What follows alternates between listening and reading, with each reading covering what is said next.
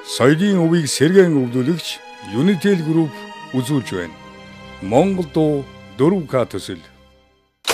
Hero Entertainment, Unitel Group хамтран ирээдүйн хойч үедээ хуучны болон орчин цагийн сэтгэл хоногсон 100 дууг өвлүүлэн үлдээж байна.